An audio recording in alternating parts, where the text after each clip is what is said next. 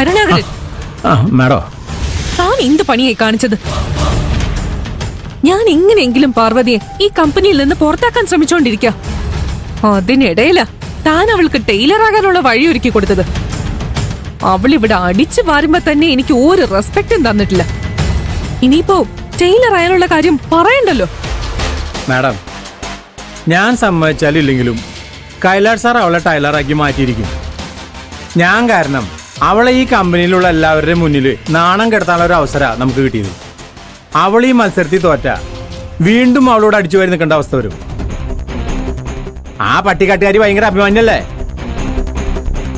അവളിവിടെ നാണം കെട്ട് ജോലി ചെയ്യുന്നതിനും ഭേദം രാജിവെച്ച് പോകുന്നതായിരിക്കും നല്ലതെന്ന് തീരുമാനിക്കും.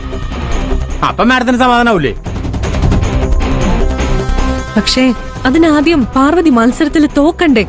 അവൾ എന്തായാലും തോക്കും മാഡം. അവൾക്കെതിരെ ഞാൻ നിർത്താൻ പോണതേ നമ്മുടെ നിഷേനാണ്. അവള് നമ്മുടെ ഏറ്റവും സ്പീഡുള്ള ടൈലർ അല്ലേ? അവളുടെ അടുത്ത് പോലും ഈ പട്ടിക്കാട്ടുകാരി എത്തില്ല. എന്നാലും പാർവതിയെ തോൽപ്പിക്കാൻ എന്തെങ്കിലും ഒരു പ്ലാൻ ഉണ്ടാക്കുന്നതല്ലേ നല്ലത്? അതിന്റെ ഒന്നും ആവശ്യമില്ല മാഡം. അയ്യോ, വല്ലതും കേട്ടാവോ?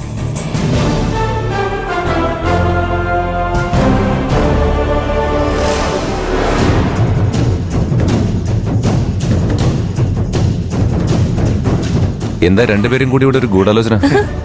ഗൂഢാലോചനയോ? അങ്ങനെയൊന്നുമില്ല. ഞങ്ങള് വെറുതെ കമ്പനി കാര്യങ്ങൾ സംസാരിച്ചുകൊണ്ട് നിന്നതാ. കമ്പനി കാര്യങ്ങളാണോ അതോ പാർവതിയുടെ കാര്യങ്ങളാണോ? പാർവതിയുടെ വെല്ലുവിളി താനാണ് ഏറ്റെടുത്തത്. പാർവതിയെ തോൽപ്പിക്കണമെങ്കിൽ അത് മാന്യമായിട്ട് മത്സരിച്ച് വേണം.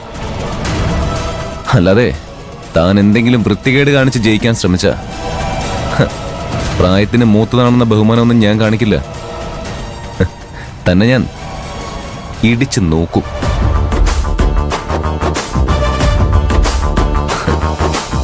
നീയും എന്റെ ക്ഷമ പരീക്ഷിക്കരുത് കൈലാഷ്. ഞാൻ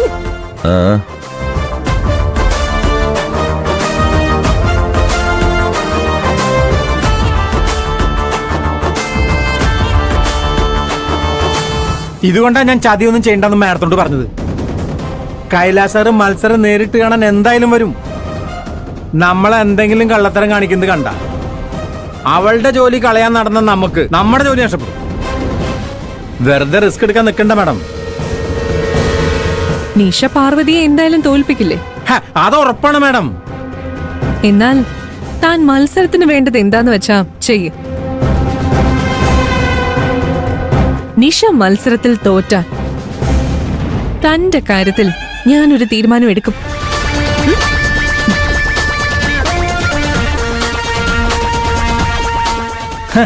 പിന്നെ ഇവളെന്നെ മൂക്കിൽ വലിച്ചേറ്റോ?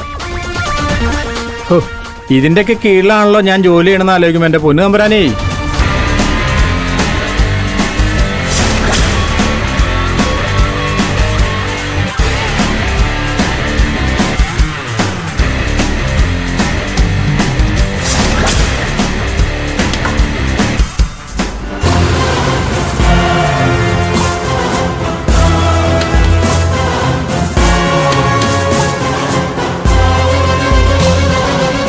കരുണാകരൻ സാർ, പാർവതി ആരുടെ കൂടെയാണ് മത്സരിക്കുന്നതെന്ന് പറഞ്ഞില്ലല്ലോ. ഈ കമ്പനിയിലെ ബെസ്റ്റ് ടൈലർ നിഷയോട്. നിഷ ഇരിക്കടി.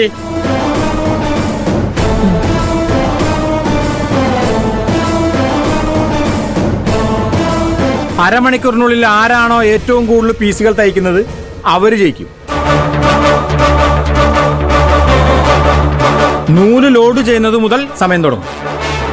ചുമ്മാ തുന്നി തീർത്താ പോരാ, ക്വാളിറ്റി ചെക്കും പാസ്സാവണം. മനസ്സിലായോ? പാർവതി, മിഷീനിലിരുന്നോളൂ.